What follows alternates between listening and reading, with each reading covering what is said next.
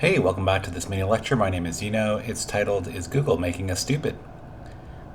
Organizing Information, and it's focusing on tech's impact on information organization according to Nicholas Carr's article, Is Google Making Us Stupid?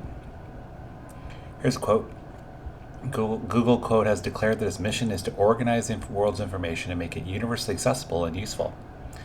It seeks to develop the perfect search engine, which it defines as something that understands exactly what you mean and gives you back exactly what you want.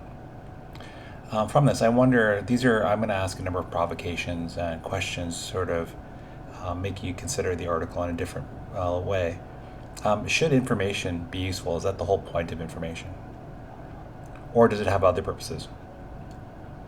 Is it good when you interact with a search engine to get back exactly what you want?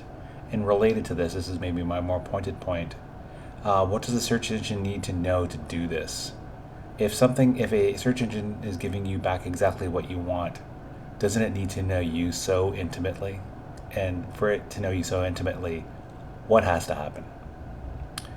In Google's view, information is a kind of commodity, a utilitarian resource that can be mined and processed with industrial efficiency.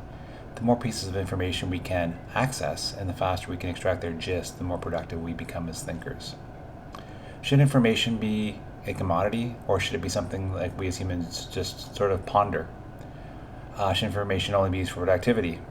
From this, what is the role of non-productivity? Is it okay, human being, person listening to this, to be non-productive? Can't we just sit around? The ultimate search engine is something as smart as people are smarter.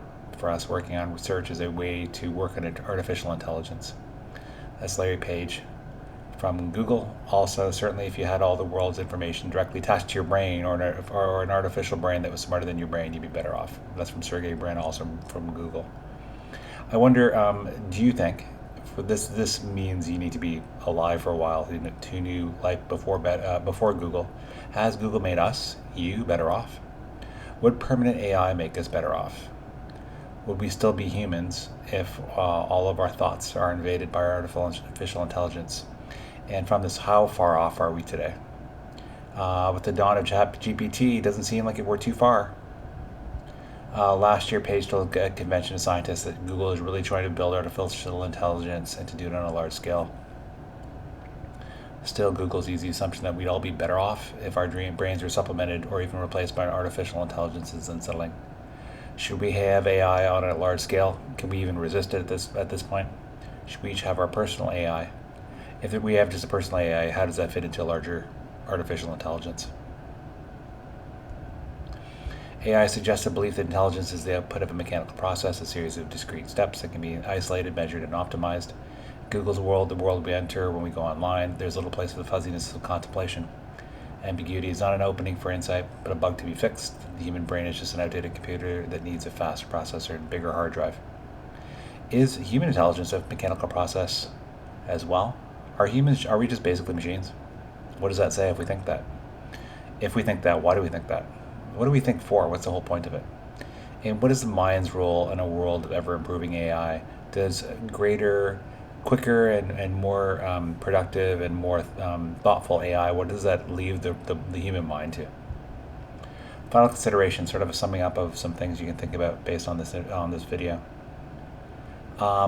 What's the balance between having high-quality personalized information versus our privacy? The privacy to protect us from companies needing to get all our information to give us high-quality information. What's the role of information these days? Should it just be completely commodified? Or is it okay to have personal private information, our secrets, our inner desires that we don't express to the world? What's the balance between the push to technologically enhance our minds versus the imperfection and slow pace of human thought? Are we maybe sometimes better off when are in a fast-paced world to have the slower pace of human thought to consider difficult questions? What's the balance between artificial intelligence and human intelligence?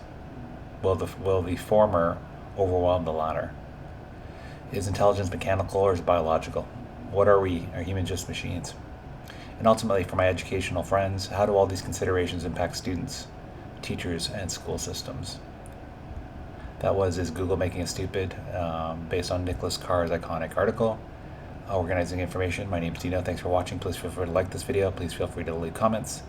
Do you think Google and other search engines are organizing information that you like? Do they make you better off? Would you be better off maybe just going to a library looking on your own? What are the problems with that? Are humans increasingly like machines? Should we push back? How do humans, how is a human intelligence and thought, what worth is it in a world of increasing artificial intelligence? As always, please feel free to subscribe to this video if you like this type of content. Thanks for watching. Take care.